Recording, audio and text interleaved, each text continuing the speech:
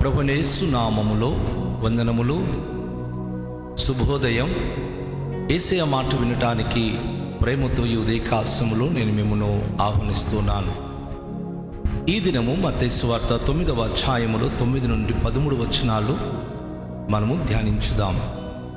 యేసు అక్కడి నుండి వెళ్ళుచు సుంకపు మెట్టునొద్ద కూర్చుండి ఉన్న మత్తయి అను ఒక మనుషుని చూచి నన్ను వెంబడించుమని అతనితో చెప్పగా అతడు లేచి ఆయనను వెంబడించాడు.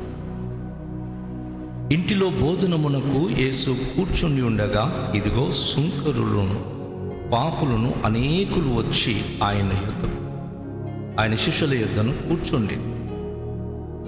పరిసయ్యులు అది చూచి, మీ బోధకుడు సుంకరులతోనూ పాపులతోనూ కలిసి ఎందుకు భోజనము చేయుచున్నాడని ఆయనను శిష్యులను అడిగిరి. ఆయన ఆ మాట విని, రోగులకే గాని ఆరోగ్యం గల వారికి వైద్యుడు అక్కరలేదు కదా,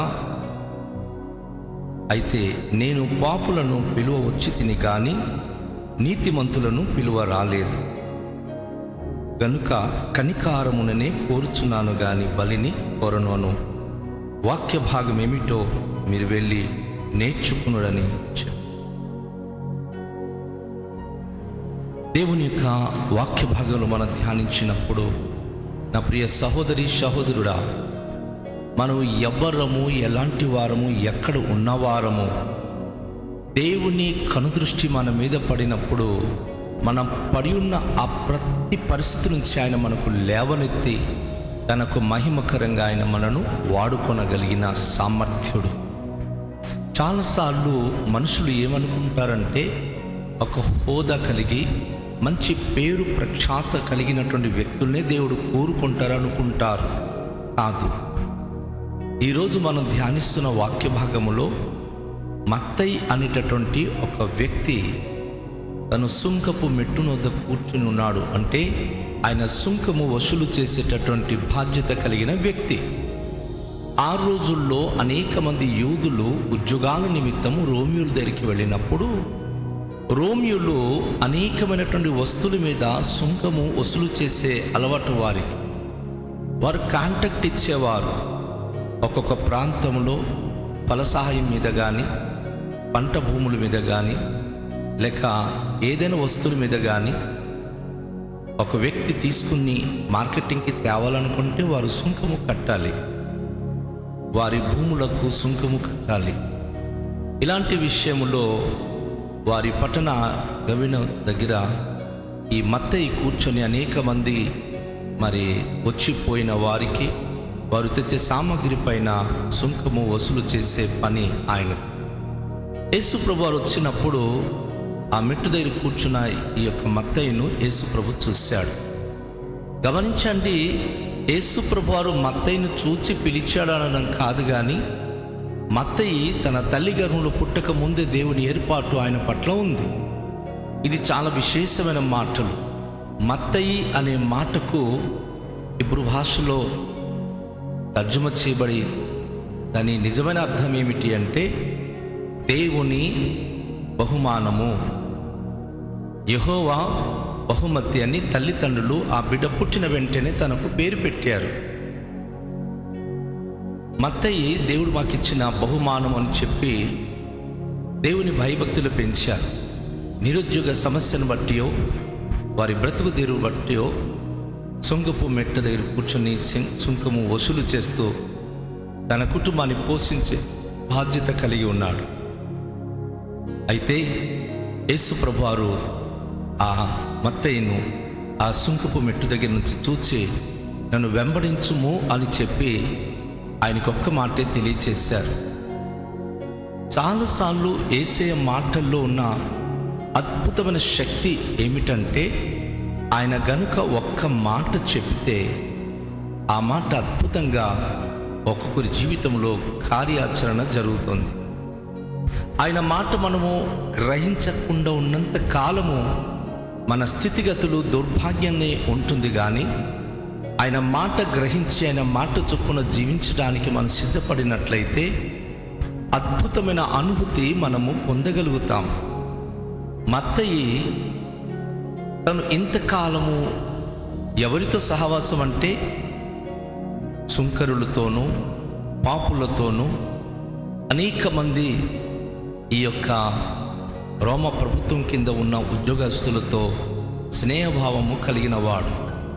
కానీ ఈరోజు ఆ స్థితి నుంచి నన్ను వెంబడించు అని యేసే మాట విన్నప్పుడు తనలో ఊహించిన అద్భుతమైన మార్పు వచ్చింది. మత్తయి సరాసరి తన ఇంటిలోనికి యేసును, తన శిష్యులను, యేసు వెంబడించి వస్తున్న ప్రజలను తీసుకుని వెళ్ళి అందరినీ ఆయన భోజనాలు ఏర్పాటు చేశాడు.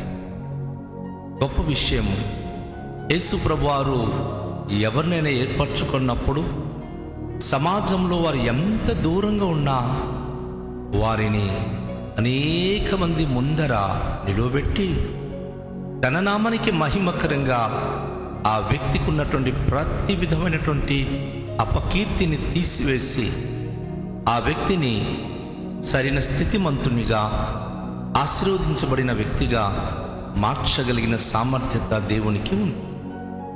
మత్తయి జీవితంలో కూడాను ఎప్పుడైతే ఇక భోజనానికి మత్తయి తన ఇంటి దగ్గరికి యేసుప్రభును, తనను వెంబడించిన శిష్యులను, తన చుట్టూ ఉన్న మనుషులను భోజనానికి పిలిచి భోజనం పెడతా ఉన్నారు. అందరి మధ్యన యేసుప్రభు కూర్చొని చక్కగా పరలోకం గురించి, రాజ్యం గురించి మాట్లాడుతూ బోధిస్తున్నప్పుడు పరిశీలది చూసి ఒక మాట అంటున్నారు. యేసుప్రభును వారు చాలా తక్కువ అంచనా వేసి ఈయన పాపులతోనూ సుంకరులతోనూ ఇలాంటి నీచమైన వారితో కలిసి భోజనము చేస్తూ ఉన్నాడు. ఈయన ఎలాంటి గురువు, ఈయన ఎలాంటి బోధకుడు అని చెప్పి క్రీస్తుని గురించి వారు ఒక విమర్శమైన దృష్టితో మాట్లాడడం ప్రారంభం చేశారు. నా ప్రియ సహోదరి సహోదరుడా, యేసు ప్రభువారు ఎంత అద్భుతమైన జవాబు ఇచ్చారో చూసారా? పరిసయ్యులు ఎంతో దూరంగా వారు ఆ విధమైన మాటలు యేసును ఉద్దేశించి మాట్లాడుతూ ఉంటే ఆ మాటలు విన్న యేసు ప్రభువారు వైద్యుని యొక్క అవసరత రోగులకి తప్ప ఆరోగ్యం గల వారికి కాదని ఖండించారు. నిజమే, ఈరోజు ప్రభు అయిన యేసుక్రీస్తు వారు చెప్తా ఉన్నారు, నీతిమంతులకి నేను పిలవడానికి రాలేదు, కానీ పాపులనే. నా సహోదరుడా, సహోదరి, నీ ఆత్మను పరిశీలించుకో. నువ్వు నీతిమంతునిగా ఉన్నావా, అనీతిమంతునిగా ఉన్నావా? రోగిగా ఉన్నావా, ఆరోగ్యం గల వారిగా ఉన్నావా? దేవుని ఆవశ్యకత ఎవరికి? యేసే స్పష్టంగా చెప్తా ఉన్నాడు. పరిశుద్ధ గ్రంథం బైబిల్ చెప్తుంది కదా, నీతిమంతుడు లేడు, ఒక్కడునూ లేడు. అయితే అనీతిమంతులుగా జీవిస్తున్న మన నిమిత్తము నీతిమంతుడైన యేసు ప్రభు ఈ లోకానికి వచ్చి మన అందరము తన సహవాసంలోనికి వెళ్ళి నీతిమంతులుగా తీర్చబడాలి. నీతిమంతులుగా తీర్చబడ్డానికి రహస్యమైన పాపములు ఏది కూడా మనలో దాచి ఉంచకూడదు. ఒకడు తన హృదయంతరంగములో చేసిన ప్రతి పాపములే గాని దోషములే గాని ఒప్పుకొని విడిచిపెట్టినప్పుడు యేసు ప్రభువారు వారికి నీతిమంతులుగా తీర్చగలిగిన వాడై ఉన్నాడు. మత్తయి జీవితాల్లో తను ఇంతకాలము తను పోగొట్టుకున్న దైవికమైన సహవాసాన్ని యేసు ప్రభు ద్వారా తనకు లభించింది. దేవుని బహుమతిగా తల్లిదండ్రికి ఇవ్వబడిన ఆ బిడ్డ లోకపు యొక్క భయంకరమైన ఆ పాపపు మార్గములో పడి దేవునికి దూరంగా జీవిస్తున్న స్థితి నుంచి యేసు చేత పట్టబడింది. ఈరోజు దేవునికి శిష్యుడిగా మారగలిగే భాగ్యము లభించింది. అందుకే సుంకరులతో పాపులతో యేసే కూర్చున్నప్పుడు విమర్శించినటువంటి పరిసయ్యులకి చెప్తా ఉన్నాడు యేసు ప్రభువారు, ఎప్పుడు కూడాను దేవుడు పాపులనే పిలువడానికి వచ్చాడు తప్ప నీతిమంతులను గొప్పవాణ్ణి కాదు. ఆయన ఆశయాలు ఎవరైతే నశించిపోతున్నారో వారిని రక్షించాలి. యేసు ప్రభువారు చాలా చక్కనైన మాటల ద్వారా పరిసయ్యులకు అర్థమయ్యే రీతిగా ఆయన విషయాన్ని తెలియచేశారు. నా ప్రియ సహోదరి, నా ప్రియ సహోదరుడా, మత్తయి జీవిత కాలంలో యేసయ్య మత్తయిను ఎన్నుకున్న తర్వాత మత్తయి ఒక గొప్ప సువార్తికుడుగా, ఒక గొప్ప రచయితగా, యేసు ప్రభుకు ప్రియమైన శిష్యుడుగా జీవించడం విశేషం. యేసు ప్రభుకు ప్రియమైన శిష్యుడిగా ఆయన జీవించడం అనేది మనం గమనిస్తూ ఉన్నాం. నా ప్రియ సహోదరుడా, సహోదరి, మన స్థితిగతులు మొదట ఏ విధంగా ఉన్నా మనం ప్రభు దగ్గరికి వచ్చినప్పుడు మన ప్రభు మన స్థితిగతులను మార్చగలిగిన సామర్థ్యుడు, మన స్థితిగతులను ఆయన సరి చేయగలిగినటువంటి సామర్థ్యవంతుడు. కనుక మత్తయి ప్రభు కొరకు ఒక గొప్ప సువార్తికుడుగా, యేసు ప్రభుకు ఒక శిష్యుడుగా మారిపోయి అనేకమైన విషయాల్లో దేవుని అద్భుతమైనటువంటి మాటలను ఆయన తెలియచేయడం అనేది జరుగుతూ ఉంది. యేసు ప్రభు వారికి జనన వృత్తాంతము ఆయన రాస్తూ క్రీస్తు గురించి అంత వివరంగా మనకు పుస్తకముగా వివరించినటువంటి ఒక అద్భుత అనుభూతి మత్తయికి మాత్రమే అనుగ్రహింపబడింది. ప్రభు ఒక మాట అంటాడు, దేవుడు కనికారము కోరే దేవుడు కానీ బలిని కోరే దేవుడు కాడు. ఈరోజు అనేక మంది అనేక విషయాల్లో బలిని, అర్పణాలను అర్పించి మేము నీతిమంతులు, మేము అర్పించిన అర్పణలు దేవునికి ప్రీతికరమైనదని అనుకుంటున్నారు. కానీ తత్వశాస్త్రవేత్త అయిన అపోస్తలుడైన పౌలు అంటున్నాడు, సజీవ యాగంగా మిమ్ములను మీరు దేవునికి సమర్పించుకొనుడి, దేవుని వాత్సల్యమును బట్టి నేను మిమ్మును వేడుకొనుచున్నాను అంటాడు ఆయన. నా సహోదరి, సహోదరుడా, ఒక వ్యక్తి తనకు తాను దేవునికి సమర్పించుకొని దేవుని వాక్యమును బట్టి ఎప్పుడైతే జీవించగలుగుతున్నాడో దేవుడు ఆ వ్యక్తిని స్పష్టంగా అంగీకరించి ఆ వ్యక్తి ద్వారా తన నామానికి మహిమకరమైన కార్యములు చేయగలడు. మత్తయి జీవితం ఒక గొప్ప అద్భుతమైన ఉదాహరణ.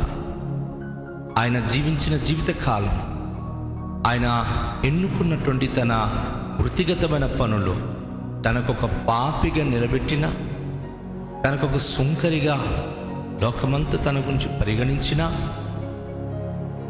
యెహోవా దానము అని పేరు కలిగిన ఆయనకు దేవుని అనుగ్రహం మాత్రము చాలా ఉన్నతంగా లభించింది. దేవుడు తనను ఒక ప్రత్యేకమైన పాత్రగా ఎంచుకొని తనను వెంబడించుమని చెప్పి తన జీవిత కాలంలో గొప్ప అద్భుతమైన అపోస్తలుడుగా వాడుకొనడం అనేది విశేషం. నా సహోదరి, నా సహోదరుడా, ప్రియ దేవుని బిడ్డలా, మీ జీవిత కాలంలో లోకం మిమ్మల్ని ఎంత విమర్శించినా, దూషించి, ద్వేషించినా బాధపడమక్కండి. యేసయ్య మాటలు వినండి, యేసయ్యను వెంబడించండి. యేసయ్య చెప్పినదే చేయడానికి మీరు ఆశించినప్పుడు నిశ్చయంగా ఆయన మిమ్మను సర్వోన్నతమైనటువంటి తన దీవెనతో నింపి ఉన్నతమైనటువంటి పరిచర్యకై, తన ఉన్నతమైన పిలుపుకు ఆయన సంబంధించిన మార్గాన్ని తెరిచి మనను నడిపించగలడు. ఎప్పుడు నిరాశ చెందవలసిన అవసరము లేదు, ఎప్పుడు కృంగిపోవాల్సిన అవసరము అంతకన్నా లేదు. మన గతిని గురించి మనం విమర్శించుకోవాల్సిన అవసరత లేదు. దేవుని యొక్క సన్నిధిలో మనను మనం సమర్పించుకొని, దేవుని సన్నిధిలో మనను మనము అంకితము చేసుకొని ఆయన మాటలను విని ఆయనను వెంబడించగలిగితే ఉన్నత ఆశీర్వాదానికి మనము వారసులము కాగలం. రండి, తలనుంచుకొని ఆ దేవాది దేవునికి మనను మనం సమర్పించుకుంటూ ప్రార్థన చేద్దాం. మిక్కిలి దయగల పరలోకపు తండ్రి, ఈ ఉదయకాల సమయంలో మత్తయిను పిలిచి అపోస్తలుడుగా మీరు నియమించి అద్భుత దీవెనతో నింపిన దేవుడవు మీరు.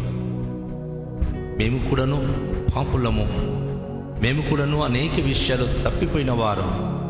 నా తండ్రి, మమ్మను మీ పిలుపుతో పిలిచి మీ కృపతో మమ్మను నింపి మిమ్మల్ని వెంబడించేవారుగా మమ్మను చేసినందులకే స్తోత్రం. మా పట్ల మీకున్న ఉద్దేశాన్ని నెరవేర్చండి. మీ సంకల్పం బట్టి జీవించే భాగ్యం అనుగ్రహించండి. అద్భుత కార్యములు మా జీవితాల్లో జరిగించండి.